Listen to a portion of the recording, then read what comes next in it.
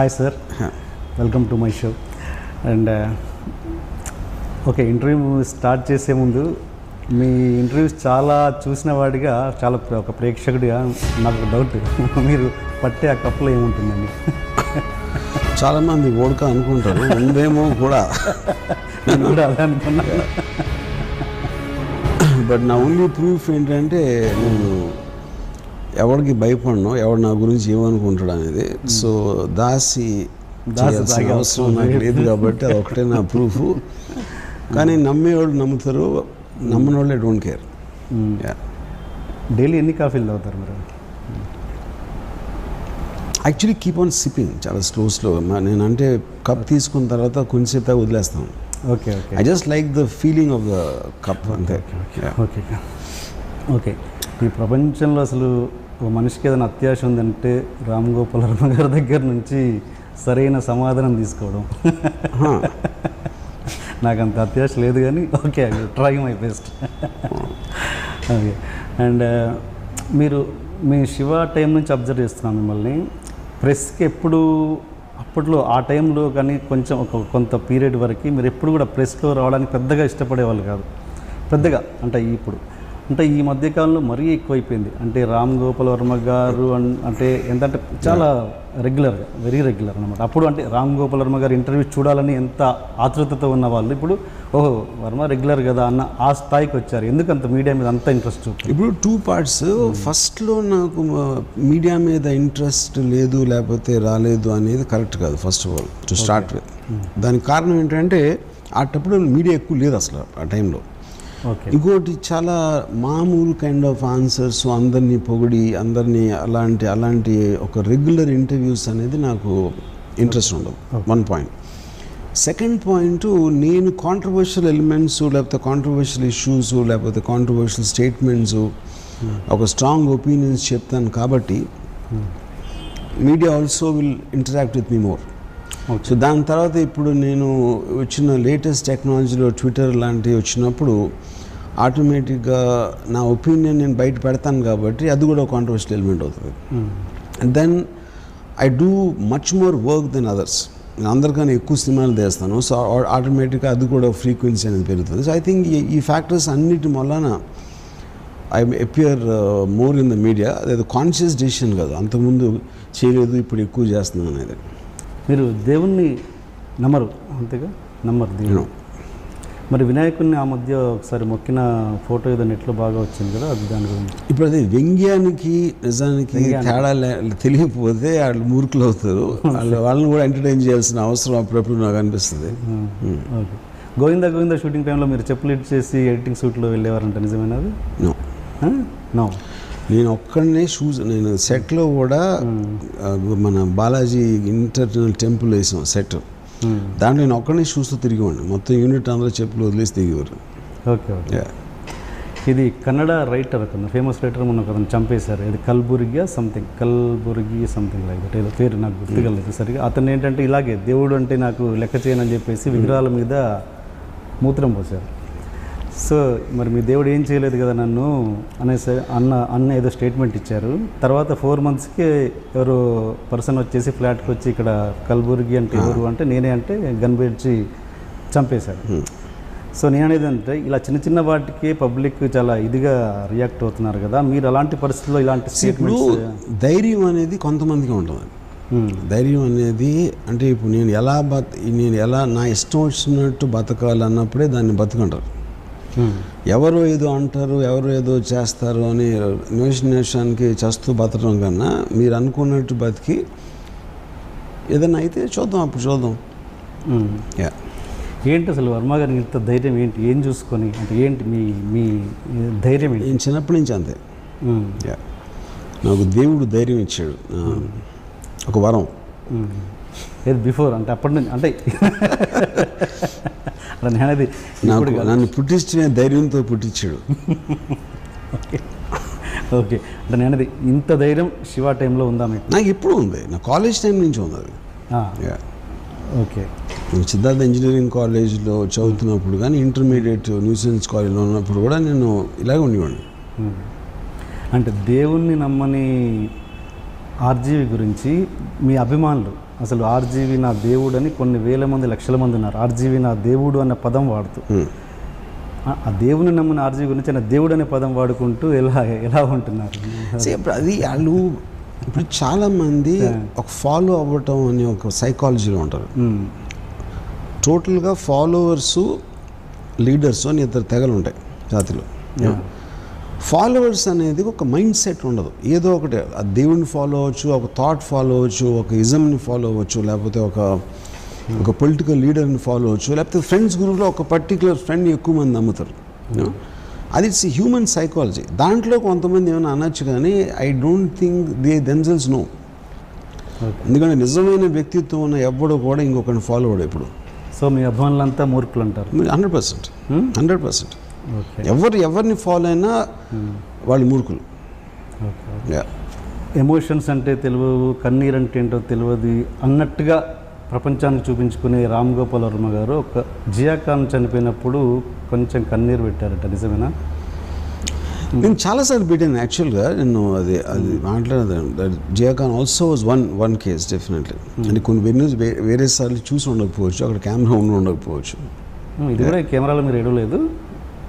ఈ సందర్భంలో కూడా మీరు కెమెరా ముందు ఏడవలేదు? కెమెరా ముందు వేసిన అనుకుంటా లేదు, ఒక ఇంటర్వ్యూలో వచ్చింది. అవునా? ఓకే. ఏంటి అంత అటాచ్మెంట్ ఏంటి? అది నాకు తనకి సంబంధించింది. ఓకే, సరే. అంటే ఓకే. అండ్ ఇప్పుడు ఊర్మిళగా మీరు ఎక్కువ ట్రావెల్ చేసింది ఊర్మిళతో మీరు అనుకుంటున్నారు అది? అంతేగా. అంటే నేను అనేది సినిమాల పరంగా, నాట్ పర్సనల్. సినిమాలకు సంబంధించి మీరు 11వ 12వ సినిమాలు చేశారు. ఇప్పుడు ప్రజెంట్ అంతే కదండి, 11 ఎక్కువ సినిమాలు చేసింది తనతో మీరు.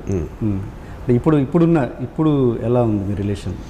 ఇప్పుడు నేను అమ్మాయిని ప్రేమించడం మానేసి అమ్మాయిల్ని ప్రేమించడం మొదలెట్టింది. ఓకే. సో అమ్మాయిల్ని వేరే అమ్మాయిల్ని అందరు అమ్మాయిల్ని ప్రేమించడం మొదలుపెట్టింది. అంటే ఇలా మీరు ప్రతిసారి ఇలా ఏమంటారు, మిమ్మల్ని మీరు నెగటివ్ చేసుకోవడంలో ఎక్కువ ఇంట్రెస్ట్ చూపుతుంటారా? ఇలా నెగిటివ్ అని మీరు అనుకుంటున్నారు. నేను ఏంటి అనేది నేను ఎక్స్ప్రెస్ చేస్తున్నాను. దాని మీద ఒపీనియన్ అనేది వాళ్ళ సెన్సిబిలిటీ వాళ్ళకున్న బ్యాక్గ్రౌండ్ బట్టి అర్థమవుతుంది. ఓకే. ఆర్జీవి గారి చివరి రోజులు ఎలా ఉంటాయని అనుకుంటున్నారు? చివరి రోజులు అంటే ఫస్ట్ ఆఫ్ ఆల్ చివరి రోజులు అనేది ఒకటి మీకు ఇన్ఫర్మిటీయా, లేకపోతే సడన్గా డెత్ వస్తుందని ముందు తెలుస్తుందా? ఈ ఫ్యాక్టర్స్ తెలియకపోతే చివరి రోజులను ఎట్లా చెప్తాం? సరే, మీరు ఇప్పుడు నేను ఇన్ఫార్మ్ అంటే ఇప్పుడు నేను నా పనులు నేను చేసుకోలేకుండా ఎవరి మీద ఆసరా పడే ఇలాంటి సమయం వచ్చినప్పుడు నేను చచ్చిపోతాను.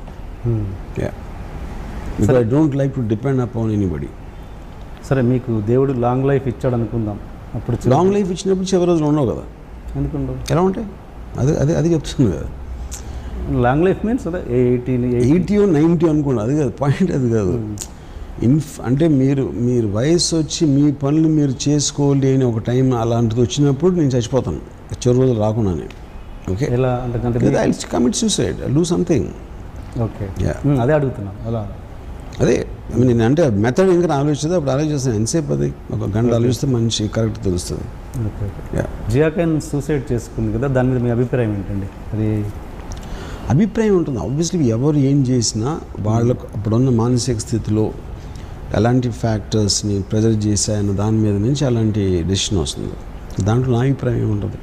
అసలు సూసైడ్స్ మీద మీ అభిప్రాయం ఏంటి? సూసైడ్స్ ఐ థింక్ ఇట్స్ ఇప్పుడు ఆ సర్కమ్స్టాన్సెస్ ఫేస్ చేయనప్పుడు ఎగ్జాక్ట్లీ ఏ పరిస్థితిలో మనిషి తనకున్న ఒక స్ట్రెంగ్త్ ఆఫ్ మైండ్ కానీ ఆ పరిస్థితి కానీ రకరకాల కారణాలు, ఆ కారణాలు అనేది ఏ రెండు సూసైడ్కి ఒకటే ఉండదు. అలాంటప్పుడు దాన్ని జనరలైజ్ చేసి చెప్పడం అనేది కరెక్ట్ కాదు. ఓకే. సో సూసైడ్ చేసుకోవడము ఎటువంటి అది డెసిషన్ తను ఒక వ్యక్తి తీసుకునే డెసిషన్ అది. అప్పుడు తన లైఫ్ తన ఇష్టం.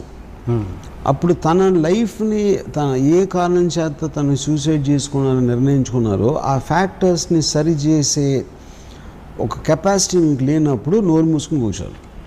ఓకే. ఓకే. అంటే జియా ఖాన్ చనిపోయే ముందు ఒక 15-20 రోజుల ముందు మీ ఆఫీస్కి వచ్చారని ఏదో మీకు చెప్పడానికి ట్రై చేసిందని, అది ఏం చెప్పేదో తను అన్న గిల్టీనెస్ మీరు ఇప్పటికీ ఫీల్ అవుతారని. అవును. నిజమేనది? అవును. ఓకే. అండ్ ఇంకొక మీ మీద అపవాదం ఏంటంటే మీరు టెక్నీషియన్స్కి కానీ మీ నటీనటులకు కానీ సరిగా పేమెంట్ ఇవ్వరని. అది ఎంతవరకు నిజమండి? ఇప్పుడు జనరల్ నేను 25 years పైన నుంచి ఉన్నాను ప్రొడ్యూసర్గా, డైరెక్టర్గా. ఇలాంటిది నిజమైతే వాళ్ళు అప్పుడు వాళ్ళు చేయకూడదు కానీ వాళ్ళు చెప్పాలి, కానీ నేను అట్లా చెప్తాను. చాలామంది ఇండస్ట్రీలో చెప్పుకుంటున్నారు. అదే అంటున్నా. అప్పుడు నాకు యాక్టర్ అని చెప్పానండి. చాలామంది చెప్పుకుంటున్నారు అపవాదు అని. అంటే అప్పుడు ఎవరో చెప్తే అది కరెక్ట్ కాదో చెప్తాను నేను కొన్ని 100,000 మందితో పనిచేస్తాను నేను. Okay. Every in my career. Okay. So అందులో ఎవరన్నారు ఏం సినిమా అనేది వాళ్ళు చెప్పకపోతే నాకు ఎట్లా తెలుస్తుంది? సో మీరు పర్ఫెక్ట్గా పేమెంట్ ఇస్తారు. నేను ఇప్పుడు ఇవ్వను. ఫస్ట్ ఆఫ్ ఆల్ నేను ప్రొడ్యూసర్ కాదు, నేను డబ్బుల విషయం నేను చూడను. నా జేబులో ఎప్పుడు రూపాయి ఉండదు. సరే మీరు కాకపోతే అదే చెప్తున్నా ఏమండి. Okay, I'm nothing to do with production.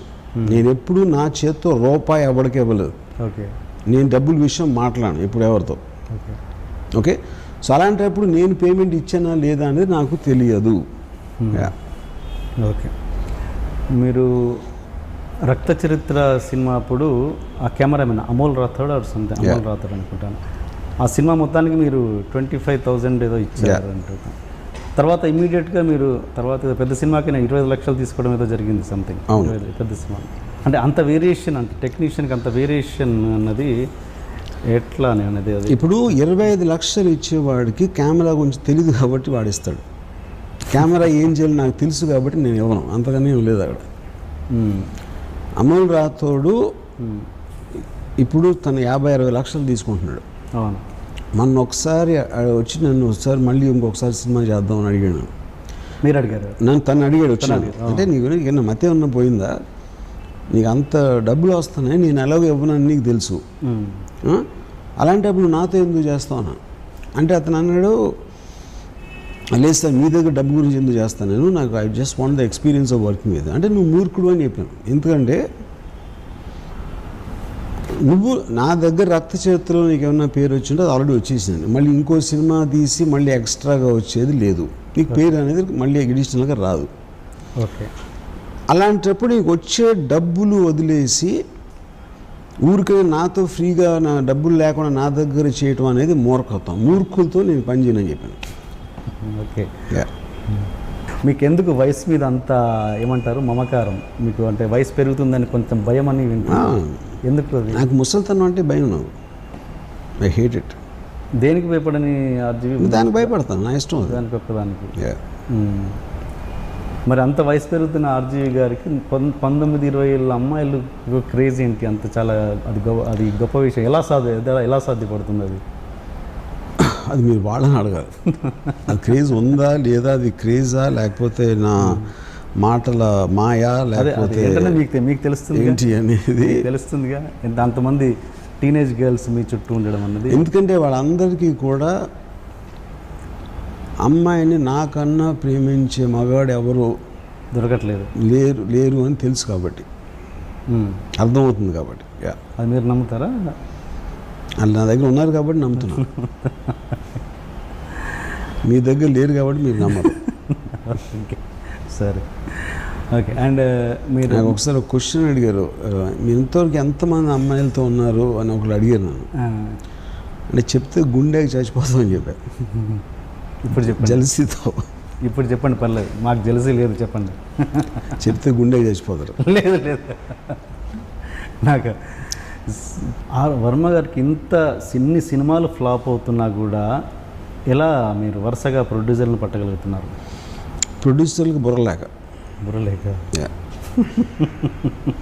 అంటే ఇప్పుడు మరి పనిచేస్తున్న ప్రొడ్యూసర్ హర్ట్ అవుతారుగా ఈ మాట అంటే? అది నాకు ఆయనకి సంబంధించిన విషయం. అంతేనా? ఓకే. అంటే ఇన్ని ఫ్లాప్స్ ఇచ్చినా కూడా మళ్ళీ కొత్త సినిమాతో ఏదో విధంగా మీరు పబ్లిక్ని ప్రేక్షకులను అట్రాక్ట్ చేస్తారు. అంటే అంత అమాయకంగా ప్రేక్షకులను ఎలా ఉంచగలుగుతున్నారు? వాళ్ళకి బుద్ధి లేక. అంతే. మీరు క్లారిటీగా ఏది చెప్పారు కదా. ఇప్పుడు ఇంతకన్నా క్లారిటీ ఎవరు చెప్తారు? ఇంతకన్నా క్లారిటీ ఏముంటుంది? అయినా కూడా మిమ్మల్ని ప్రేమించడం బుద్ధి తక్కువ వాళ్ళది. అంతేనండి.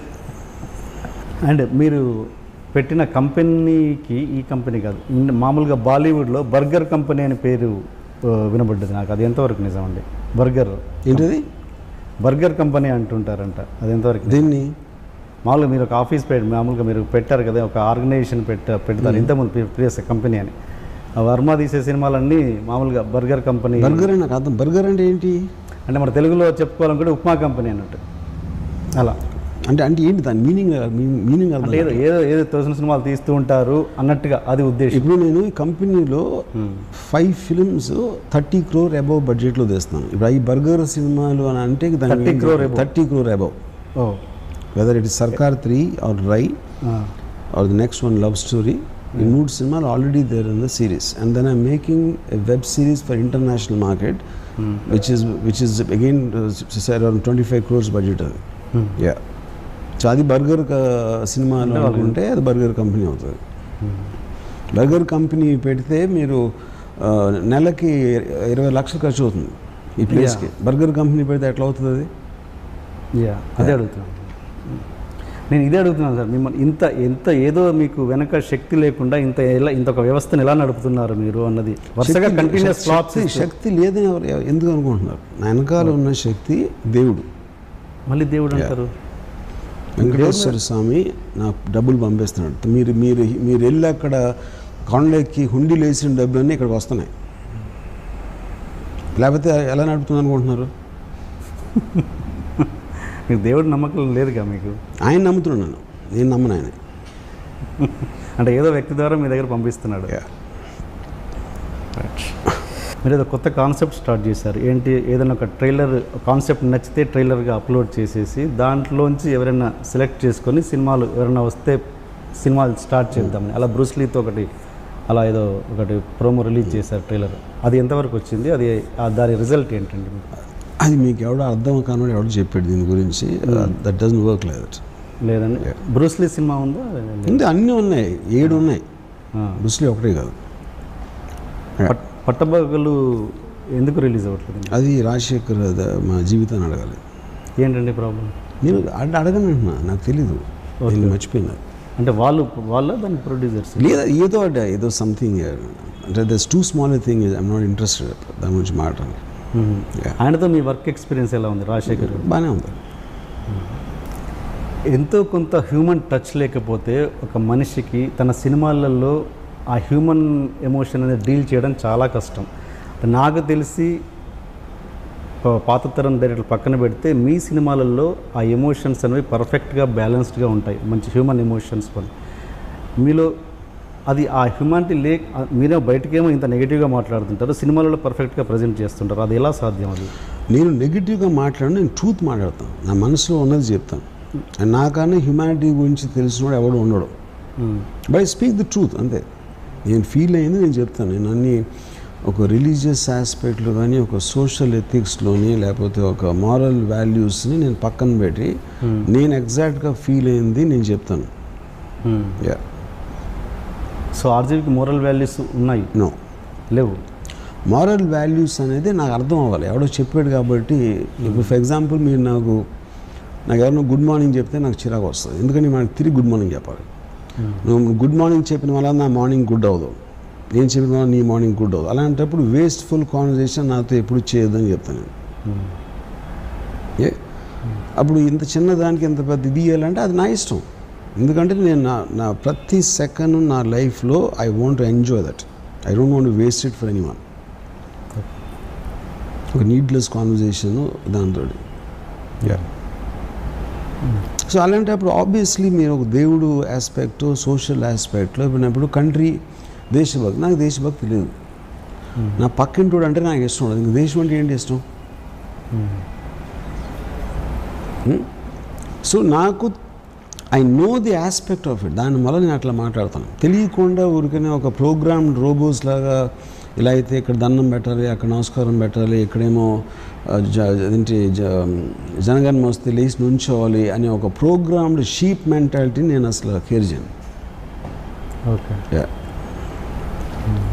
అంటే ఎమోషన్స్ అంత పర్ఫెక్ట్గా ఉంటే ఇంత రూడ్గా ఇంత స్ట్రైట్ ఫార్వర్డ్గా ఉండే మనిషి అంత ఎమోషన్స్ క్యాప్చర్ ఎలా చేయగలరు అన్నది నా పాయింట్. అందుకనే చేయగలుగుతాను. నేను ఎమోషన్స్ని కంట్రోల్ చేస్తాను, ఎమోషన్స్ని నన్ను కంట్రోల్ చేయనివాను. అప్పుడే అందుకని నాకు అర్థం అవుతాయి ఎమోషన్స్. ఎమోషన్స్లో మీరు ఎప్పుడైతే మునిగిపోయారో దాని లోపల మునిగిపోయి చచ్చిపోతారు. పైనుంచి అబ్జర్వ్ చేసినప్పుడు ఒక దానిపైన బోట్ ఏదాలా లేకపోతే ఒక బోట్ తయారు చేయొచ్చా, రాఫ్ట్ తయారు చేయొచ్చా, ఇట్లాంటి ఐడియాలు వచ్చి మీకు వాటర్ అనేది అర్థమవుతుంది. వాటర్ లోపల ఉంటే అర్థమవుతుంది వాటర్. ఓకే, ఇంత అంటే మీరు దీన్ని ఎంతవరకు తీసుకుంటారో ఇంత మీకు ఇచ్చిన ప్రేక్షకులకి కానీ సినిమా ఇండస్ట్రీకి కానీ మీరు మళ్ళీ తిరిగి ఏమి ఇవ్వాలనుకుంటున్నారు? నేను తీసుకుంటాను కానీ ఎప్పుడు ఎవరికి ఇవ్వను. సో ప్రేక్షకులకి సొసైటీ ప్రేక్షకు నా సినిమా నచ్చితే చూస్తారు, లేకపోతే చూడరు. అంతగా నీకేంటి? ఓకే, మిమ్మల్ని ఈ స్థాయిలో నిలబడిపోయి అట్లీస్ట్ ఇండస్ట్రీకి ఇండస్ట్రీ అనేది ఉండదని. ఇండస్ట్రీ అనేది కేవలం మీడియాలో ఒక వర్డ్. అది ఇండస్ట్రీ ఏంటి? ఇండస్ట్రీ అంటే మీనింగ్ ఏంటి అసలు? అది ఎవడో వచ్చా డబ్బులు పెట్టి సినిమా ఎవడో యాక్ట్ చేస్తున్నాడు, ఎవడో కెమెరా చేస్తున్నాడు, ఇంకోటి ఎవడో ఏదో చేస్తాడు. వాళ్ళ బతుకులు బతుకుతున్నారు. వాళ్ళందరూ చేసిన ఒక ప్రోడక్ట్ వస్తుంది. ఆ ప్రోడక్ట్ని సినిమా కొంతమంది చూడొచ్చు, బాగా చూడొచ్చు, చూడకపోవచ్చు. ఇది తప్పిస్తే ఇండస్ట్రీ అనేది ఏమి ఉండదు. రోడ్డు మీద అందరూ నడుస్తున్నారు కాబట్టి రోడ్డు ఇండస్ట్రీ అవ్వదు కదా. అందరూ ఎవరి పనులు వాళ్ళు వెళ్తున్నారు రోడ్డు మీద. Same thing happens with cinema. Telugu cinema చరిత్ర తీసుకుంటే ఖచ్చితంగా శివ అనే సినిమా ఉంటుంది. మీరు నమ్మినా నమ్మకపోయినా శివ అనే ఒక సినిమాకి ఒక పేజ్ ఉంటుంది. అలా ఒక 50 years తర్వాత ఆర్జీవికి ఇండస్ట్రీలో ఏ ప్లేస్ ఉంటుంది? ఇప్పుడు మన పాత తరం వల్ల చెప్పుకుంటుంటాం. ఇప్పుడు నేను చచ్చిపోయిన ఒక సెకండ్ తర్వాత ప్రపంచం అంతా మాయమైపోయినా కూడా నేను కేర్ చేయను. 50 years తర్వాత ఏంటి నేను అనేది ఐ డోంట్ కేర్. ఇంకొకళ్ళు నా గురించి ఏం ఆలోచిస్తారని నేను పట్టించుకోను. ఓకే, మీకు ఇండస్ట్రీలో అత్యంత ఇష్టమైన వ్యక్తి, మీరు క్లోజ్ స్నేహితుడు వాడను ఎవ్వరూ లేరు. ఓకే, ఇండస్ట్రీలో కాదు ఎక్కడ ఎవరు లేరు. ఓకే, అమితాబ్ బచ్చన్ గారు ఫోటో పెట్టడానికి కారణం? ఇది రిప్రజెంట్ అమితాబ్ బచ్చన్ ఫోటో కాదు, సర్కార్ ఫోటో. అది సర్కార్ అనేది ఒక థాట్, అది అదొక పవర్, అదొక ఫిలాసఫీ. ఓకే, అందుకోసం పెట్టారు. మీ తర్వాత వచ్చిన మీ అసిస్టెంట్స్ కూడా ఆల్మోస్ట్ మీలో ఎంతో కొంత పావుమందమో సగమో ఎంతో కొంత ఖచ్చితంగా మీ ఇది ఉంటుంది, మీ ప్రభావం వాళ్ళ మీద ఖచ్చితంగా ఉంది. జేడీ కావచ్చు, తేజ కావచ్చు, చాలామంది. అంటే మీరేంటి మీ అసిస్టెంట్స్ని మీ దగ్గరకు వచ్చాక అలా మారుతారా, లేదా మీరు అలాంటి అసిస్టెంట్స్నే చూస్ చేసుకుంటారా? ఇలా చాలామంది ఐ థింక్ 2 factors ఉండొచ్చు. ఎందుకంటే నేను ఇండిపెండెంట్ వ్యక్తుల్ని నేను ఎక్కువ ఇష్టపడతాను. అతను డిసిషన్ తీసుకుని లేకపోతే ఒక యాటిట్యూడ్ ఉన్న మనుషులు ఎక్కువ ఇష్టపడతాను. తర్వాత నన్ను చూసినప్పుడు నా బిహేవియర్ బట్టి ఒక్కొక్కసారి అలా ఇన్ఫ్లుయెన్స్ అవ్వచ్చు. ఎందుకంటే చాలాసార్లు నాకు చెప్తూ ఉంటారు అసిస్టెంట్లు నన్ను ఇమిటేట్ చేస్తూ ఉంటారు అని. అది ఒక స్ట్రాంగ్ పర్సనాలిటీ ఉన్నప్పుడు ఒక్కొక్కసారి అవ్వచ్చు అది. కానీ అది జనరలైజ్ చేయను. కొన్ని ఈ ఫ్యాక్టర్ అలా న్యాచురల్గా వాళ్ళు ఉండొచ్చు, లేకపోతే ఒక ఇన్ఫ్లుయెన్స్ కూడా ఉండొచ్చు ఒకసారి. మళ్ళీ బిగినింగ్ డేస్కి వస్తే మీరు మణిరత్నం గారితో గాయం అండ్ రెండు సినిమాలు వర్క్ చేశారు. తిరుడా దొంగ. అది చేసిన తర్వాత మళ్ళీ మీరు ట్రావెల్ అవ్వలేదు అంటే ఏంటి ఎనీ అదర్ రీజన్? వాటిలో కూడా ఏం వర్క్ చేసి మేము ఇద్దరం కలిసి ఒక స్టోరీ డిస్కషన్కి వెళ్ళాం. నేను చెప్పిన ఐడియా ఏది ఆయనకు నచ్చలేదు, ఆయన చెప్పిన ఐడియా ఏది నాకు నచ్చలేదు. కేవలం ఫ్రెండ్లీగా ఇద్దరు పేర్లు వేసుకున్నాం అంతేగాని తిరుడా నా కంట్రిబ్యూషన్ లేదు, గాయంలో ఆయన కంట్రిబ్యూషన్ లేదు. ఓకే, అసలు అంటే అంత ఆయనది మీకు అసలు ఇది కదా, అందుకనే జరగలేదు. ఆయన భిన్న స్లో మీన్స్ సెన్సిటివ్, మీరు కొంచెం అది కదా. అందుకే మళ్ళీ అంటే ఇప్పటికీ మీ రిలేషన్ కదా అప్పుడు కూడా లేదన్నా. అప్పుడు కూడా ఫ్రెండ్లీగా మాడుతూ ఉంటాం అంతే. ఇప్పుడు క్రియేటివ్గా ఇప్పుడు నేను ఆయన స్టోరీస్ నాకు నచ్చవు, నా స్టోరీస్ ఆయనకి నచ్చవు.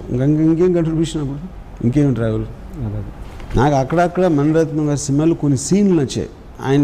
ఆయనకి నా షార్ట్లు కూడా నచ్చవు. సీన్లు పక్కన పెట్టండి, సినిమాలు నచ్చవు, సీన్లు నచ్చవు, షార్ట్లు కూడా నచ్చవు. ఆయనకి శివ కూడా నచ్చలేదు సినిమా. ఓకే, మీకు ఆయనలో నచ్చిన సినిమాలు ఏంటి? ఏదో కొన్ని పాటలు అక్కడక్కడ some songs I like and some. మీకు నచ్చిన డైరెక్టర్ అండి ఇప్పుడు ప్రజెంట్ డైరెక్టర్స్లో? యాక్చువల్లీ నాకు ఫారిన్ ఫిల్మ్స్ ఎక్కువ. తెలుగు అసలు నేను చూడను సినిమా. మరి రాజమౌళి గారి గురించి బాగా చెప్తారు కదా మీరు? ఓకే, రాజమౌళి సినిమా కన్నా నేను అప్పుడు చెప్పాను. రామ్యూజియంలో నేను చెప్పినప్పుడు కూడా బాహుబలి చూడమని చెప్పాను నేను. Okay. I like his vision, I like the way that is taking forward cinema. నాకు సినిమాలో ఇష్యూస్ ఉండొచ్చు, okay, as a film maker, as a visionary, as a person అంటే ఒక లిమిట్స్ని పుష్ చేస్తున్న మనిషిగా నాకు చాలా రెస్పెక్ట్ రాజమౌళి అంటే. Yeah. And me close friend Satyendra గారు, Yeah. ఆయన గురించి నాకు చాలామంది తెలియదు, నాకు తెలియదు, బట్ తెలుసుకోవాలని ఇంట్రెస్ట్ కొద్దిగా అడుగుతున్నాను. ఏంటి ఆయన మీ రిలేషన్, ఎలాంటి relation? Satyendra is almost like a teacher. ఒక అంటే టీచర్ అనే వర్డ్ నాకు ఇష్టం ఉండదు, but I would say that Satyendra నాకు కలవకపోతే నా లైఫ్లో ఏదో నాలో ఒక డిఫరెన్స్ ఉండేది. ఏం డిఫరెన్స్ అనేది కూడా నాకు తెలియదు. అంటే నేను అలాంటి కాబట్టి నేను అతన్ని కనెక్ట్ అయ్యానా, లేకపోతే అతను నా లైఫ్లో వచ్చిన మళ్ళీ ఇలా అయ్యానా అనేది ఇట్స్ ఎ వెరీ ఉన్నీస్ బీస్ కైండ్ ఆఫ్ ఏ థింగ్ అది. ఎందుకంటే ఇప్పుడు నాకు సత్యేంద్ర కాలేజీలో చెప్పింది ఒక్కొక్కసారి 30 ఏళ్ళ తర్వాత గుర్తొస్తుంది ఇప్పుడు మళ్ళీ. అని ఇప్పుడు అర్థం అవుతుంది కదా, అది చెప్పింది అప్పుడు నాకు గుర్తుండిపోయింది, కానీ ఐ డింట్ అండర్స్టాండ్. సడన్గా నాకు ఇప్పుడు ఎదుగుతుంది bulb. Okay, you know, and is the most intelligent man ever met in my life. నేను మెట్ అంటే ఐఎమ్ ఇంక్లూడింగ్ నేను చదివిన పుస్తకాలు కానీ నేను విన్న వ్యక్తుల గురించి వాళ్ళందరికన్నా is a superior person, you know. So తను మాట్లాడే లాజిక్, తనకున్న రేషనల్ థింకింగ్, తనకున్న నాలెడ్జ్, ఇంక్లూడింగ్ సినిమా, అలాంటి మనిషిని నేను ఎప్పుడు చూడలేదు. సో ఆటోమేటిక్గా నేను నేను అసలు ఎవరికి ఇంటిమిడేట్ అవ్వను.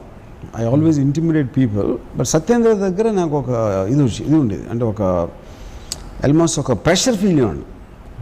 అంటే తను ఇంప్రెస్ చేయాలి, లేకపోతే నేను అంటే తను ఏమన్నా అనుకుంటాడా అంటే నన్ను ఎదవనుకుంటాడా ఇలా చెప్తే అని, అంటే కంటిన్యూస్గా తన ఎండార్స్మెంట్ కోసం ట్రై చేసేవాడిని. తనతో ఉన్న పరిచయం ఉన్నాను. అప్పుడు అంత ఇంటిమిడేషను నా లైఫ్లో ఎప్పుడు ఎవరితో ఫీల్ అవ్వలేను. ఇప్పటికీ టచ్లో ఉంటారా మీరు? Very rare.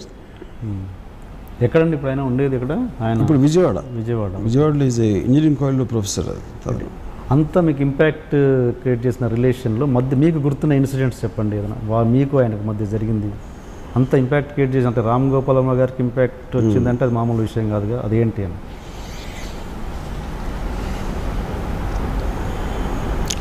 ఒకరోజు నేను విజయవాడలో ఊర్వశి థియేటర్లో పాపియాన్ సినిమా ఇవ్వడం వెళ్ళాం ఎదరం. Satyendra already popular. ఇది కాలేజ్లో ఈ వాజ్ చాలా ఎక్స్ట్రాడినరీ ఇంటెలిజెంట్ అనేది లెక్చరర్స్లో కానీ స్టాఫ్లో కానీ ఉండేది, ఆ రెప్యుటేషన్ ఉండేది. దాని క్లాస్లో కూడా ఎలా చేస్తాడంటే టూత్ పేస్ట్ జైలు పెట్టుకుని వచ్చాడు. అంటే టూత్ పేస్ట్ కదా, టూత్ బ్రష్. అంటే పళ్ళు తోముకుని ఆ బ్రష్లో పెట్టుకుని హవాయి చెప్పు వేసుకుని వస్తాడు కాలేజ్కి. వచ్చి ఆ లాస్ట్ బెంచ్లో కూర్చుని ఆ పక్కన దగ్గర ఒక పేపర్ చింపుతాడు మేడం. పేపర్ చింపి అదే నోట్బుక్ ఆడు పెన్ నోట్ తీసి ఆ లెక్చరర్ చెప్తా ఉంటే మధ్యలో ఒక క్వశ్చన్ వేస్తాడు ఆ సబ్జెక్ట్ గురించి వేసాడు. ఆ లెక్చరర్ టెన్షన్ వచ్చేసి అసలు వాళ్ళకి, యూనో. క్లాస్ మధ్యలో ఒకసారి లీగ్స్ వెళ్ళిపోతున్నాడు. ఏంటి ఎక్కడికి వెళ్తున్నావు అంటే నీకు చెప్పేది అర్థమైపోయిందని వెళ్ళిపోయాడు. అండ్ ఆయన ఇప్పుడు వీళ్ళందరికీ నువ్వు అర్థం చేసి చెప్పి ఆ టైం నేను వేస్ట్ చేయనని చెప్పి వెళ్ళిపోయాడు. ఇలాంటి ఇన్సిడెంట్లు చాలా జరిగింది సత్యేంద్రతో. ఒకరోజు ఊర్వశి థియేటర్లో పాపియాన్ అని సినిమా ఇవ్వడం వెళ్ళాం. అంటే ఈ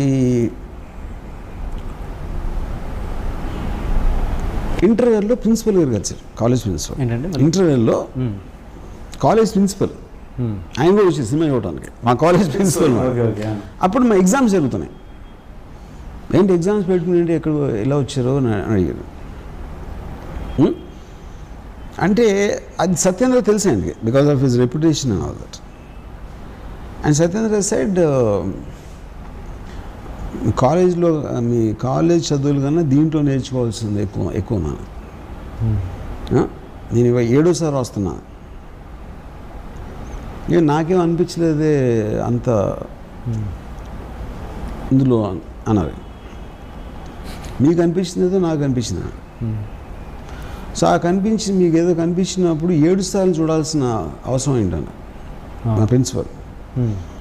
why do fuck your wife everyday అన్నాడు. So the point is, and you will say it with such intensity, మీకు ఇంటిమిడేట్ అయిపోతుంది. You won't even take it as an offence. You know, అంటే ఈడు సత్యేంద్ర టైంలో నాకు తెలిసి ఒక 20 years ఉంటాడు ఏజ్, మేబీ 19. అండ్ మా ప్రిన్సిపల్ గారికి ఒక 50 ఏళ్ళు ఉంటాయి. ఇంకొక స్టూడెంట్, నేను తెలియదు ఆయనకి, మా ప్రిన్సిపల్ గారికి. నేనేదో సత్యేంద్ర ఫ్రెండ్ పక్కన I'm just anger on, why do fuck your wife every day అని అడిగి చూస్తున్నాడు మహా. ఆయన అలా వెళ్ళిపోయారు తిరిగి. తర్వాత 5-6 years అయిన తర్వాత ఆయన రిటైర్ అయిపోయి ఫర్ 10 years తర్వాత నేను మరువలేని ఒక విద్యార్థి అని సత్యేంద్ర మీద ఒక వ్యాసం రాశారు ఆయన, ఒక బుక్ కోసం. అంత ట్రెమెండస్ ఇంపాక్ట్ క్రియేట్ చేశాడు తను. సో అలాగే నాకు ఎంత ఇన్ఫ్లుయెన్స్ ఉందంటే సత్యేంద్ర నుంచి, నేను ఒక్కొక్కసారి నేను ఫ్రెండ్స్తోనూ లేకపోతే ఎవరితో కూర్చుని మేబీ ఒక 9:30 స్టార్ట్ చేసి 3:30 వరకు మాట్లాడింది సత్యేంద్ర గురించి. తనకి నాకు ఉన్న అనుభవాలు కానీ తనకున్న, అంటే ఇప్పుడు ఏంటి, తన ఏజ్ ఆఫ్, అంటే నాకు 2 years జూనియర్ అతను. నేను ఇంజనీరింగ్ కాలేజ్ 3rd year ఉన్నప్పుడు తను ఫస్ట్ ఇయర్ జాయిన్ అయ్యాడు. అంటే నాకు తెలిసి మ్యాక్సిమం 17-18 ఉంటుంది ఏజ్ అప్పుడు సత్యేంద్ర. 17-18 ఏజ్లో already Friedrich Nietzsche, Ayn Rand, Arthur Schopenhauer, Descartes మొత్తం బుక్స్ అని చదివేశాడు. ఇంగ్లీష్ నాలెడ్జ్ తనకి ఆ టైంలో ఉన్నది ఇన్ని సంవత్సరాల తర్వాత నేను ఇంతవరకు ఎవరిని చూడలేదు. చాలామంది నా ఇంగ్లీష్ గొప్పగా అనుకుంటారు. నేను సత్యేంద్ర ఉండి ఇంగ్లీష్ మాట్లాడలేను, నాకు భయం వేస్తుంది అర్థం మాట్లాడటం. ఎందుకంటే నాకు తెలుసు కాబట్టి నా నాలెడ్జ్ కొన్న లిమిటేషన్. సో వైజాగ్ నుంచి వచ్చినోడు 1983లో అసలు అంత నాలెడ్జ్ ఎలాగ పాసిబుల్ అనేది నాకు బిగ్గెస్ట్ మిస్టరీ అది అంతవరకు.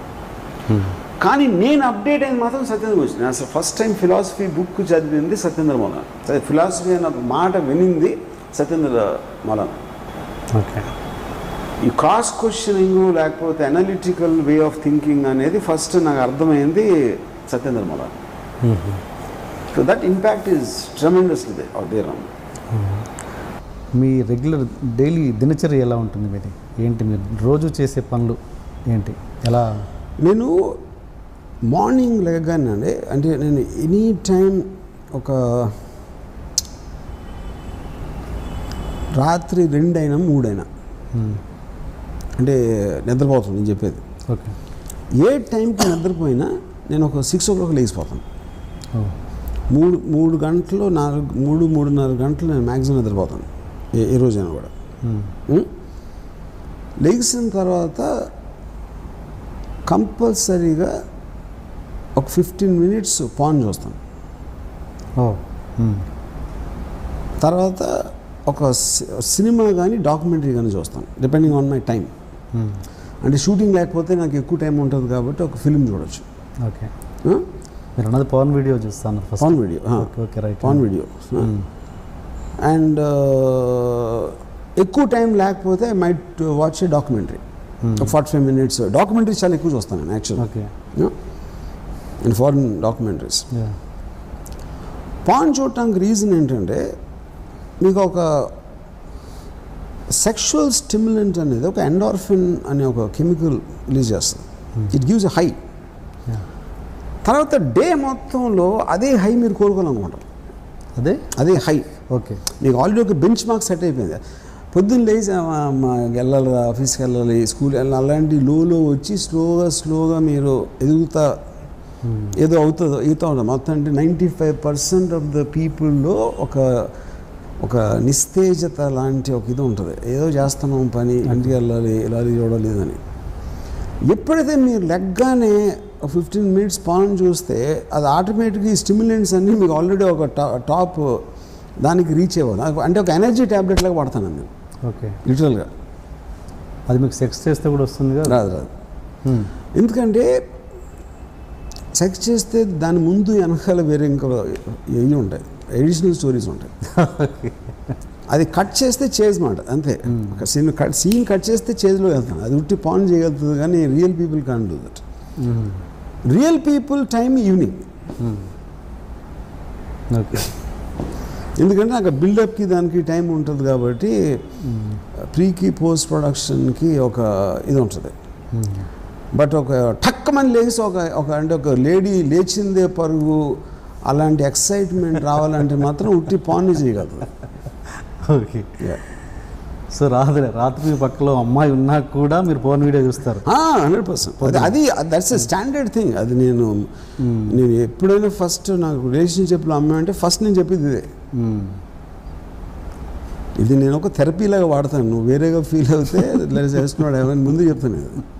సో మీరు పొద్దున్న లేవగానే ఫోన్ వీడియో చూస్తుంటే పక్కలో ఉన్న అమ్మాయి ఇదేంటి నన్ను పక్కన పెట్టుకొని చూస్తున్నాను? అదే కదా, అది ముందు చెప్తాను. నా రీజను దానికి కారణం ఐఎమ్ చాలా క్రిస్టల్ క్లియర్. నేను ప్రతి ఒక్కళ్ళకి నేను ఏమనుకున్నాను. ఫర్ ఎగ్జాంపుల్ నేను ఇప్పుడు అమ్మాయితో మాట్లాడినప్పుడు కూడా నేను ఒకసారి ఒక అమ్మాయితో నాతో మాట్లాడుతుంది. ఒక మన అరవింద్ కేజ్రీవాల్ పార్టీ వచ్చినప్పుడు తన ఉద్దేశంలో ఆ పార్టీ ఏంటి అని చెప్తాను. ఓకే.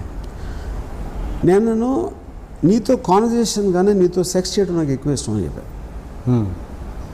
అంటే అమ్మాయి అఫెండ్ అయింది. అంటే నేనేమన్నానంటే ఇప్పుడు నేను చెప్తున్నా నాకు నీళ్ళు ఏమి నచ్చినాయి, నాకు నీ థైస్ నచ్చినాయి.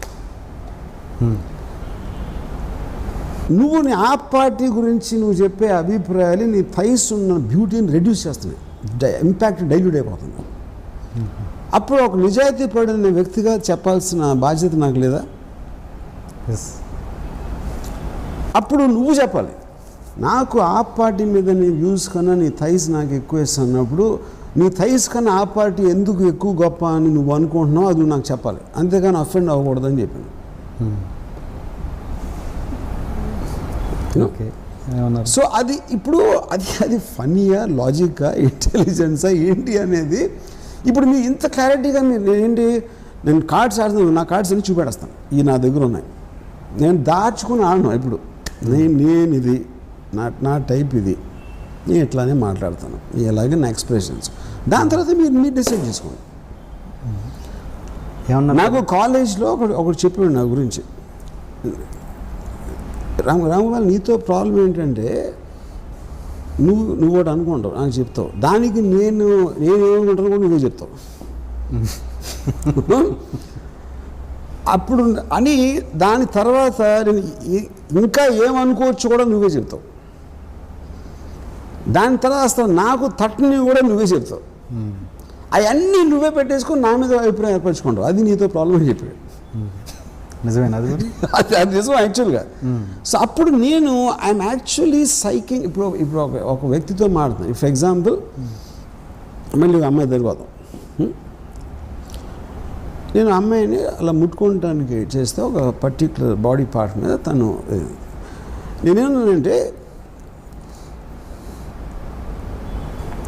నీ అమ్మాయిగా నీ ఒంట్లో ఉన్న రకరకాల అవయవాలు మ్యూజియంలో పెయింటింగ్స్, స్టాచ్యూస్, డైమండ్ రింగ్స్ ఇట్లాంటి మ్యూజియంలో పెడతారు రకరకాల. వాటిని చూడటానికి, వాటిని ఎక్స్పీరియన్స్ చేయడానికి ఒక ప్యాటర్న్ వస్తాడు మ్యూజియంలోకి. నువ్వు మ్యూజియం ఓనర్, మ్యూజియంలో సెక్యూరిటీ గార్డ్ నువ్వు. అప్పుడు నేను నాకు ఇష్టమైన ఒక వస్తువు దగ్గరికి వెళ్తున్నా. అప్పుడు చేయొద్దు అని సెక్యూరిటీ గార్డ్ చెప్తే నాకు ఎంత కోపం వస్తుందో ఇప్పుడు నాకు అంత కోపం వస్తుందని చెప్పాను. అంటే ఇంకా అమ్మాయి నవ్వలేక పడి నవ్వింది. ఏది మీరు అన్న అమ్మాయి? కానీ నా పాయింట్ ఏంటంటే ఇది ఒక ఫిలాసఫీ చెప్తున్నాను నేను ఐఎమ్ ట్రైయింగ్ టు సెగ్రిగేట్. నీ అందం అనేది నీ వెల్త్, నువ్వు నీ అందం కాదు. నువ్వనేది ఒక ఆలోచన సమూహం. నీ భావనలో నువ్వు ఆలోచించే విధానం, నీ రిలీజియన్ నుంచి, మీ ఫ్యామిలీ చెప్పిన దగ్గర నుంచి, నీ బుక్స్ చదివి లేకపోతే అన్నీ ఏం చెప్పారో అన్నీ కలిపి ఒక ఆలోచన సమూహం నీ స్కల్లో ఉంది. దానికి అటాచ్ అయ్యి ఒక ట్రెజర్ ఉంది, అది నీ బాడీ. నీకు బాడీ ఉంది కానీ బాడీ నువ్వు కాదు. అది నాకు ఐ లైక్ యువర్ బాడీ. కానీ నీ మైండ్లోకి వెళ్తే నీ మైండ్లో ఉన్న ఆ పార్టీయో లేకపోతే నైబర్స్ డాగో లేకపోతే నువ్వు ఇంటికి ఏం కలర్ వేస్తే బాగుంటుంది అలాంటి నీ టేస్ట్కి నీ బాడీకి సంబంధం లేదు. అప్పుడు ఇద్దరు వస్తున్నారు నా దగ్గరికి, నీ బాడీ వేరుగా వస్తుంది, నువ్వు వేరుగా వస్తున్నావు. అప్పుడు నేను నా తెలివితేటలు ఉపయోగించి నిన్ను పక్కకి పాడేసి నీ బాడీని ఆక్రమించాలని నా ఒక ఏమంటారు దాన్ని, కాంకరర్ ఏమంటారు, కాంకరర్, ఒక విజేత, ఒక విజయం సాధించాలని నా అభిలాష. కానీ ఆ ఇంటెన్షన్ చెప్తున్నా ముందే, నేను దాచుకుని చెప్పట్లేదు, ముందే చెప్తున్నా. నేను బలవంతం చేయట్లేదు. నా మైండ్ తోటి నీ మైండ్ కానీ నా మైండ్ చాలా బెటర్, కానీ నా బాడీ కానీ నీ బాడీ చాలా బెటర్, ఈ క్లారిటీ ఇస్తున్నానని చెప్పాను. ఓకే ఓకే ఓకే అదే అంటే శ్రీదేవి టాపిక్ వస్తే ఏంటి మీరు అన్నారు గుణ. నాకు ఇంకోటి ఒక విషయం ఏంటంటే, నేను శ్రీదేవి గారు అంటే ఆ టైంలో ఒక ఇది చెప్పాను, కానీ నాకు యాక్చువల్గా నియర్లీ ఒక 10 years నేను జయసుధ్ గారితో విపరీతంలో ఉన్నాను. ఒక కాలేజ్ టైం అంటే జ్యోతి సినిమా. శ్రీదేవి గారు యాక్చువల్గా it was more happen post ఏది మన mister India. Okay, mister India time నుంచి అంతకుముందు ఒక ఇది వేటగాడు టైంలో లేదా 16 టైంలో కొంచెం స్లైట్లీ సెక్స్ సింబల్ ఇమేజ్ ఉంటుంది. బట్ ఒక పర్సనల్ లెవెల్లో ఫ్యాసినేషన్ అనేది నాకు బాగా ఫిల్మ్ ఇండస్ట్రీలోకి వచ్చిన తర్వాత నుంచి స్టార్ట్ అయింది యాక్చువల్గా. అంటే ఫిల్మ్ ఇండస్ట్రీ అంటే నేను డైరెక్టర్ అని కాదు, నేను చెప్పేది ఒక అసిస్టెంటో లేకపోతే సినిమాల్లో అన్నపూర్ణ స్టూడియో చుట్టూ తిరిగే రోజుల్లో అక్కడ స్టార్ట్ అయింది యాక్చువల్గా. ఓకే, ఒరిజినల్గా కాలేజ్లో ఉన్నప్పుడు అంతా నాకు జయసుధ్ గారు యాక్చువల్గా.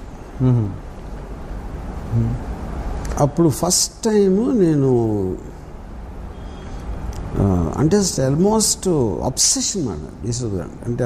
ఆవిడ ఫోటోలు లేకపోతే ఒక జ్యోతి సినిమా వాల్ పోస్టరు ఒక కాంపౌండ్ వాల్ మీద అంటించుంటే రోడ్ మీద నుంచుని ఒక గంటలు చూసి ఉండాలి, చూస్తూ ఉన్నాను వాల్ పోస్టర్ మీద అంతే.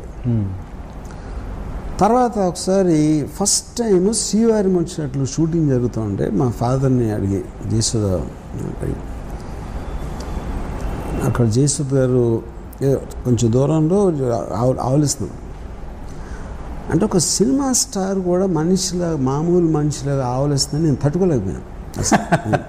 I just was disappointed and I felt betrayed అసలు. ఇంకోటి స్క్రీన్ మీద మీరు చూసినప్పుడు ఒకరిని అంత పెద్ద స్క్రీన్ మీద లైట్స్, కంపోజిషను, మ్యూజిక్, డైలాగ్తో చూస్తారు కాబట్టి సడన్గా ఏమీ లేకుండా బేరుగా చూసినప్పుడు ఎవరైనా డిసప్పాయింట్ చేస్తారు, ఇర్రెస్పెక్టివ్ అది ఎంత పెద్ద స్టార్ అని అవును. సో అన్ని సంవత్సరం అమరదీపం అనే సినిమా థర్డ్ ఇయర్ ఇంజనీరింగ్లో వచ్చింది. మన కృష్ణాలో రాంప్రియ అని ఒక థియేటర్ ఉండేది. 7 సార్లు ఒక క్లోజప్ కోసం చూసాను ఆ సినిమా. జయసుధ్ గారు ఒకే ఒక క్లోజప్ ఒక పాటలో జస్ట్ ఒక మ్యాక్సిమం 3 seconds వస్తుంది అది ఆ షాట్ పాటలో. ఆ క్లోజప్ కోసం ఎగ్జామ్స్ జరుగుతున్న టైంలో 7 సార్లు చూసిన కేవలం ఆ క్లోజప్. ఆ మిగతా సినిమాకి నాకు సంబంధమే లేదు అసలు. అది యాక్టింగ్ కాదు, ఆవిడ ఏం యాక్ట్ చేశారో అది కూడా కాదు. తర్వాత ఒక ఫస్ట్ టైం రావు గారి ఇల్లులో పనిచేస్తున్నప్పుడు అసిస్టెంట్ డైరెక్టర్గా చేసిన రావు గారిలో తెలుసు. జయసుధ్ గారికి సీన్ పేపర్ ఏమని మన డైరెక్టర్ చెప్పారు తరణి. అంటే ఫస్ట్ టైం జయసుధ్ గారికి 2 అడుగుల దూరంలో నిలబడే అవకాశం వచ్చింది. సో నేనే రాసిన సీన్ పైగా నేను మొత్తం రాసి ఆవిడకి ఇస్తున్నాను కాబట్టి ప్రతి వర్డు ఇది అది అంటే ఆ రోజుల్లో ఇది కూడా ల్యాప్టాప్ ఉండేది కదా, అన్ని హ్యాండ్ రైటింగ్ అవి చింపేసి మళ్ళీ రాసి నాకు చాలా బ్యాడ్ హ్యాండ్ రైటింగ్ పైగా తెలుగు రాయడం వచ్చా మీకు? Of course. నా హ్యాండ్ రైటింగ్ ఎంత అందంగా నా శక్తికి మించిన కృషి చేసి ఫైనల్గా సీన్ రాసి తీసుకెళ్ళాను. ఏది రాత్రంతా రాసి పొద్దున్న రాసి ఆవిడ షూటింగ్ వచ్చే టైంకి ఆవిడ కూర్చుని ఉంటే వెళ్ళి ఇచ్చాను పేపర్. నా మైండ్లో ఏంటి, ఆవిడ చదివి ఇంప్రెస్ అయిపోయి ఎవరు రాశారు అని ఒక బల్బులాగా ఆవిడ మొహం వెలిగి నేనే రాశాను అని చెప్దామని నా ఫ్లాష్ ఫార్వర్డ్ అయిపోయింది సీన్. ఆల్రెడీ మొత్తం బ్యాక్గ్రౌండ్ ఎడిటింగ్ వేసి నా మైండ్లో ప్లే అయింది అది ఆల్రెడీ చాలాసార్లు. నేను ఇవ్వగానే ఎన్ని పేజీలు అది ఫస్ట్ డైలాగ్. అది ఆబ్వియస్లీ ఐ నో ఆవిడ అన్ని సినిమాలు చేసాక మళ్ళీ సీన్ చూసి ఎక్సైట్ అయిపోయేంత సీన్ అనేది ఏ సీన్లోనే రాదు అంత ఒక ఆర్టిస్ట్కి. యూనో ఎన్ని పేజీలు అంటే నేను ఏదో చెప్పాను. అప్పుడు సీన్ వినిపిద్దామంటే ఉట్టి షార్ట్ చెప్పు చాలా. ఇప్పుడు ఆ సీన్ అంతా చదివి ఓపిక వినేది లేదు. అప్పుడు మొత్తం నా ప్రేమ నా ఆరాధన అంతా మీద ఒక చెంబుడు నీళ్లు టబాక్ వేసే అయిపోయింది అక్కడ. దాని తర్వాత మనీ సినిమాకి నేను ప్రొడ్యూస్ చేయడానికి ఆవిడతో మాట్లాడటానికి ఆవిడ ఇంటికి వెళ్ళాను. నేను ఇంకా తల దువ్వేసుకుని వేసి నాకున్న బెస్ట్ షర్ట్ అన్నీ వేసుకుని ఆవిడ ఇంటికి వెళ్ళి నేను బెల్ కొడితే తలుపు ఇలా తెరుచుకుంది. నాకేం కనపడలా. ఏం కనపడలేదు ఏంటంటే అది నితిన్ కపూర్ చెస్ట్, అది నా ఎదురుగా ఉంది అక్కడ. నేను ఇలా తలెత్తి చూసి అయిపోయింది, అక్కడతో నా స్టోరీ ఫినిష్డ్. అంటే పెళ్ళైంది అన్న విషయం నాకు తెలుసు, కానీ సడన్గా నితిన్ కపూర్తో నేను పోల్చుకుంటే నేను ఒక టీంగ్ ఒక ఏంటి ఇలా కొట్టేయండి వెళ్ళి హైదరాబాద్ చెన్నైలో జరిగింది. నేను వెళ్ళి హైదరాబాద్లో పడతాను. దాంతో నా లవ్ స్టోరీకి ఫుల్ స్టాప్ ఇచ్చింది అంతే.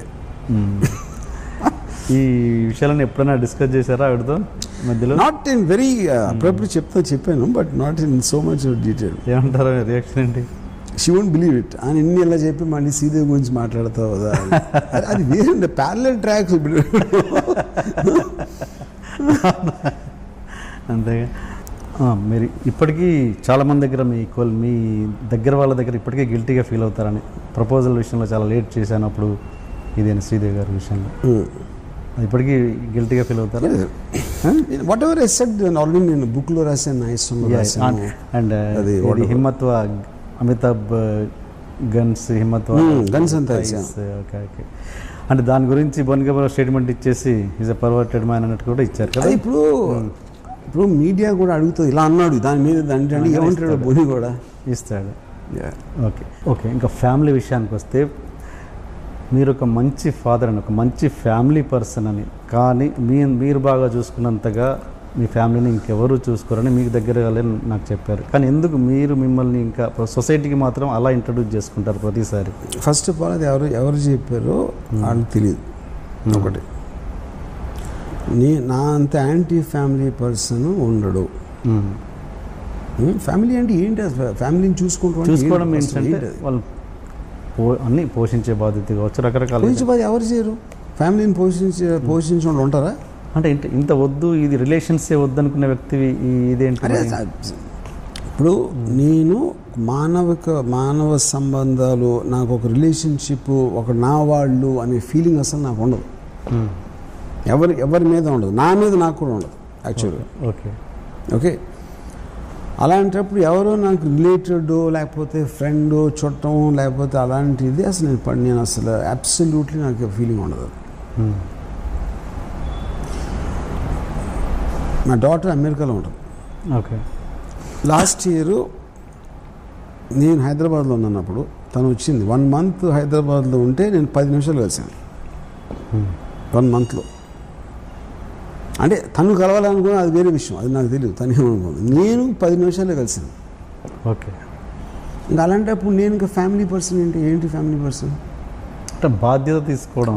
బాధ్యత ఎవరు తీసుకోరండి, బాధ్యత ఎవరు తీసుకోరు. అంటే ఇంత స్ట్రైట్గా మాట్లాడే వర్మ గారు అది కూడా అంత బాధ్యత కూడా తీసుకుంటారా అని ఆశ్చర్యపడే వాళ్ళు ఉంటారు కదా. నేను ఇంకా వాళ్ళ గురించి నేను సో నా వల్ల కాదు.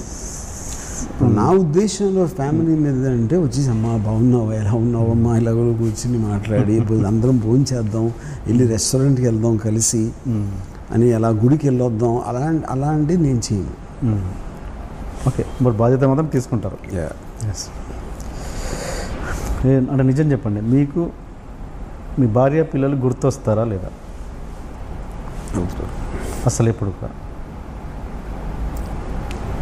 నాకు I have a fundamental problem with the words. భార్య, పిల్ల, తల్లి, చెల్లి, అసలు ఆ వర్డ్స్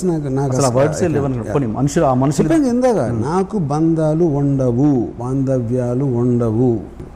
ఓకే. నేను ఓకే బంధాలు లేవు, ఆ మనుషులు గుర్తొస్తారు. ఉండరు, ఎవ్వరు గుర్తున్నారు నాకు. Okay.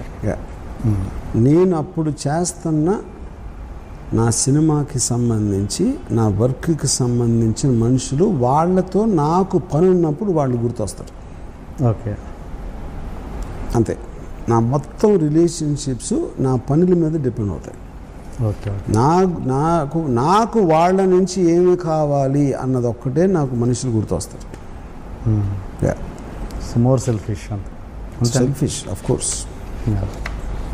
I'm selfish and self centred. It is more stronger than selfish. Yeah, self-centered. మీకు మీది లవ్ మ్యారేజ్ కదా? Yeah. ఆ ఎపిసోడ్ చెప్పారు, మరి ఇదేమైనా చెప్పగలరా? లవ్ స్టోరీ, మీ లవ్ స్టోరీ ఎలా స్టార్ట్ అయింది? Yeah, my love story is like anybody else. ఆ టీనేజ్లో ఆ టైంలో అదంతా అయిపోయింది అంతే. అండ్ ఐ థింక్ నాకే తెలీదు నేను నాకు లవ్ చేసే ఒక కెపాసిటీ కానీ ఒక అర్హత లేదని. కానీ నాకు ఉన్నట్టు నేను తనని నమ్మించాను, తను మోసపోయింది. పెళ్ళైన తర్వాత మీరు మొట్టమొదటిగా షాక్ అయిన సంఘటన ఏంటి? పెళ్ళైన తర్వాత ఏంటి అంటే ఎలాంటి దీనికి సంబంధించి? పెళ్ళి అంటే మీరు ఎక్కడైతే మీరు అసంతృప్తి పొందారో, పెళ్ళి అంటే ఇదా? తను షాక్ అయిన ఇన్సిడెంట్ ఉన్నాను, నేనేం షాక్ అవ్వలేదు.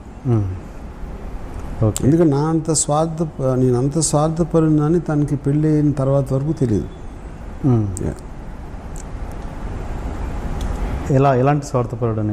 అన్నిట్లోనే అంటే కేవలం నేను చేయదలుచుకుందే నేను చేస్తాను, నాకు ఏమి ఇష్టమైతే అదే చేస్తాను. ఇంకొకరి కోసం ఇంత కూడా కాంప్రమైజ్ అవ్వడు, ఇంత కూడా అనేది అలాంటి స్వభావం నా దగ్గర ఉందని తనకి పెళ్ళి అయిన తర్వాత తెలిసింది.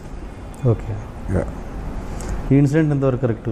ఒక పెళ్ళైన తర్వాత ఒకసారి మీ వైఫ్ మిమ్మల్ని లేపుతూ పాల ప్యాకెట్ తీసుకురా అంటే కరెక్ట్ తీసుకురావట్లేదు, ఒకసారి చెప్తారా ఏంటది? నాకు కరెక్ట్. నన్ను పొద్దున్న 5 గంటలు లేపి పాల బూత్కి వెళ్ళాము, పాలు తీసుకురాము. నేను వెళ్ళనని చెప్పాను. ఎందుకంటే నేను 5ంటికి లెగిసి వెళ్ళి క్యూలో నిలబడి పాలు తాగి వచ్చి కాఫీ తాగాలా, లేకపోతే ఇంకొంచెం ఎక్కువసేపు పడుకోవాలన్నా 2 చాయిస్లో నేను ఎక్కువసేపు పడుకుంటాను అని చెప్పాను. ఇప్పుడు కాఫీ అలా నీకు కావాలంటే నువ్వు తెచ్చుకోను. ఓకే. సో అలాంటివి చాలా జరిగాయి. శివ రిలీజ్, మీ పాప పుట్టింది శివ రిలీజ్ తర్వాత కదండి? శివ నడుస్తున్నప్పుడు శివ నడుస్తున్నప్పుడే. సో అప్పుడు మీ పాప పుట్టడం వల్లే మీకు ఇప్పుడు ఈ సక్సెస్ వచ్చిందని చాలామంది అని ఉంటారు. అప్పుడు అది కూడా మీ చెవున్నకి అప్పుడు కోదండరామిరెడ్డి గారు పాప పుట్టిన ఆల్మోస్ట్ నాకు బ్రేక్ కన్ఫర్మ్ అవటం కూడా అప్పుడే జరిగింది. అదే జస్ట్ ఆల్మోస్ట్ ప్యారలల్గా. అప్పుడు ఎవరో నాకు స్టూడియోలో కలిసి కోదండరామిరెడ్డి అనుకున్నాను, గుర్తురావట్లేదు, కంగ్రాట్స్ అన్నారు. అంటే నేనేమో నాకు సినిమా బ్రేక్ వచ్చింది చెప్పారు అనుకున్నా. అసలు నాకు డాటర్ పుట్టింది, దానికి కంగ్రాట్స్ చెప్పచ్చు అనే థాటే నాకు రాలేదు అసలు. ఎందుకంటే పిల్లోడు పుడితే కంగ్రాట్స్ చెప్పడం అనేది అది చాలా స్టూపిడ్ అనిపిస్తుంది. అంటే ఇప్పుడు ప్రతి మనిషి, ప్రతి జీవరాశికి కెపాసిటీ ఉంటుంది. దానికి కూడా ఏంటి భూమిలో కాంగ్రాట్స్. సో నేను ఏమీ ఎక్స్పీరియన్స్ లేకుండా, ఫిల్మ్ ఫ్యామిలీ నుంచి రాకుండా, కేవలం నాకున్న ఎబిలిటీ తోటి కన్విన్స్ చేసి నేను బ్రేక్ తెప్పించుకున్నాను అనేది కంగ్రాట్స్ చెప్పాల్సిన చాలా గొప్ప విషయం అని నా ఫీలింగ్. అది ఎవరు పిల్లల్ని పుట్టించగలిగితే అది కాంగ్రాట్స్ అంటే. సో అది అదృష్టంగా మీకు వచ్చిందని మీరు నమ్మరు దాన్ని. మీ బ్రదర్ ఉన్నారు కానీ ఇప్పుడు నా అదృష్టం నేను అనుకోను, కానీ నాలాంటి ఫాదరు, నాలాంటి మొగుడు మా వైఫ్కి ఉండటం వాళ్ళ దురదృష్టం. అది మాత్రం బికాజ్ నా అంత సెల్ఫ్ సెంటర్డ్ సెల్ఫిష్ పర్సన్ అనేది ఏ ఫ్యామిలీలో ఉండకూడదు అనేది నా ఫీలింగ్. అంటే వాళ్ళ పాయింట్ ఆఫ్ వ్యూ నుంచి చెప్పేది. అదే మీకు ఇలాంటి అవేర్నెస్ అప్పుడు ఉంటే కనుక పెళ్ళి చేసి ఎప్పుడు కరెక్ట్ పెళ్ళి చేస్తారు. మిస్టేక్ చేసింది నేను, బట్ సఫర్ అయిన తను. పవన్ కళ్యాణ్ గారి మీద ఇప్పటి మీ మీ స్టేట్ ఆఫ్ మైండ్ ఏంటి అసలు ఇప్పుడు ఆయన పొలిటికల్ కెరియర్ మీద? నేను యాక్చువల్గా ఫాలో అవ్వట్లేదండి. సో ఆనెస్ట్గా మనతో ఇప్పుడు పాయింట్ ఏంటంటే నేను ఎప్పుడు ఒక వాతావరణ సూచనలాగా అప్పుడు వర్షం పడినప్పుడు నేను రియాక్ట్ అవుతాను. అప్పుడు హైదరాబాద్లో ఉన్నాను కాబట్టి కళ్యాణ్ ఎక్కువ నాకు హైదరాబాద్లో మోస్ట్ ఇంట్రెస్టింగ్ పర్సన్ నాకు పవన్ కళ్యాణ్. దాని వలన కళ్యాణ్ ఏమైనా చేసినా చెప్పినా ఏదో అక్కడక్కడ ట్వీట్లు చేస్తూ ఉంటాను. సో నేను అసలు ఒక 5-6 months నుంచి బాంబేలో ఉన్నాను కదా, నేను అసలు మర్చిపోయాను. అసలు నాకు తెలుగు ఇండస్ట్రీలో ఏం జరుగుతుంది ఏమీ తెలియదు. అతనంటే ఇష్టమా మీకు? నాకు ఇష్టం, చాలా ఇష్టం. నాకు మనిషిగా ఇష్టం. అంటే మనిషిగా అంటే నాకు ఒక ఎఫెక్ట్. పవన్ కళ్యాణ్ ఎవరికి ఏం చేస్తున్నాడో నేను అసలు పట్టించుకోను. నాకు అసలు I don't care about it. తను ఒక కింగ్ కోబ్రాలో ఉంటాడు. నాకు నేను బస్సు కొట్టి లేచి అట్లా. అందుకని నేను ఒకసారి చెప్పాను, పవన్ కళ్యాణ్ ఎక్స్ప్లెనేషన్ చేయటం లేకపోతే మంచిగా మాట్లాడితే నాకు నచ్చడం. ఓకే, ట్రక్ అని హై స్పీడ్లో వచ్చి డైలాగ్ చెప్పేసి, అండ్ రియల్ లైఫ్లో కూడా హై స్పీడ్ ఎఫెక్ట్ ఉంటుంది. కళ్యాణ్ కొన్న ఇంటెన్సిటీ కానీ, తన ఐస్ కానీ, తనకున్న ఒక బాడీ లాంగ్వేజ్లో ఒక కాయిల్డ్ కోబ్రాలా ఉంటాడు, బ్లాక్ మెంబర్. అది ఆ ఎఫెక్ట్ నాకు ఇష్టం కళ్యాణ్ అంటే. తనతో సినిమా చేసే ప్లాన్ ఎప్పుడైనా ట్రై చేశారు? చెప్పండి, ఏంటంటే స్టార్స్ తోటి ఎవరితోటి కాదు. ఈ షోలో నా 25th ఎపిసోడ్లో మీరు గెస్ట్గా ఉన్నందుకు ఐఎమ్ ఫీలింగ్ వెరీ హ్యాపీ. ప్రతి నంబర్లు మర్చిపోండి, 150th ఫిల్మ్, 25th. కట్ నాకు పంచలేదు. ఇదే హిపోక్రసీ అంటే ఇది. ఓకే హిపోక్రసీ అంటే ఇదే ఇది ఇలాగే ఉండాలా. ఇప్పుడు అందరూ స్పెషల్గా ఉండాలి కదా. అవును, నాకు చాలా ఆనందంగా ఉంది. మీ 25th అంటూ నా పాలు పంచుకున్నాను చెప్పాలా? వద్దు. ఓకే సార్, థ్యాంక్ యూ మా షోకి వచ్చినందుకు. అదేంటి మీకు అది అంత ఏడుపు మొహం ఏంటంటే, ఎందుకు వచ్చాను రా బాంబే ఇంటర్వ్యూ చేయడానికి, ఇంత సీన్ ఉందా, అవసరం ఉందా నాకు అన్న ఎక్స్ప్రెషన్ ఉంది మీ మొహంలో. లేదు, ఇప్పుడు హ్యాపీగా అవసరం. మీకు బాగాలేదు, but I enjoyed the interview lot. మీరు చాలా ఇరిటేట్ అయినట్టు నాకు తెలుస్తుంది. లేదు, నేను ఇరిటేట్ ఎప్పుడు కాలేదు. అబద్ధం చెప్పద్దు.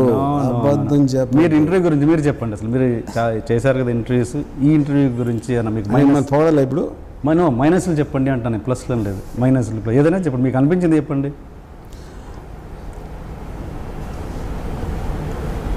I really like the interview. Thank you. నేను ఇప్పుడు నిజం చెప్తాను, నీకు తెలుసు కాబట్టి. ఎంతసేపు అంటే పనులు మానేసి కాదు, నా కోసం వచ్చిన అందమైన అమ్మాయిలతో కూడా మాట్లాడటం మానేసి మీ మాటలు ఇంటూ కూర్చున్నానంటే ఎంతకన్నా కాంప్లిమెంట్ నేను ఇవ్వను. ఇది హార్ట్ఫుల్గా చెప్పిందా లేకపోతే మళ్ళీ ట్వీట్ చేసినట్టుగా? మళ్ళీ ట్వీట్ ఎప్పుడు నేను హార్ట్ఫుల్గా చేస్తాను. ఇప్పుడు always do only thing it's my heart.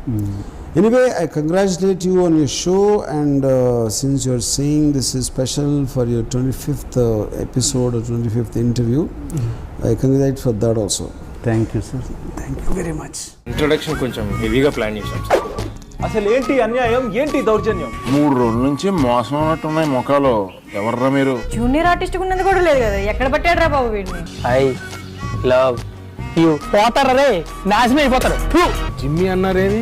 ఇదే సార్ జిమ్మి. అవులే ఆన్లైన్ అవుతున్నా నీకు. Hey where are the couple, I want to shoot. ముందు కలర్ తెలియట్టుకుని మా కండిషన్ చూడరా కానీ. So please do subscribe to Loloke, please. iDream 1 million subscribers ki reach ayindandi. Congrats to iDream Media on reaching 1 million subscribers. iDream Media on 1 million subscribers reach Go. All the best and congratulations to you. Congrats, iDream. Keep up the good work and continue to entertain.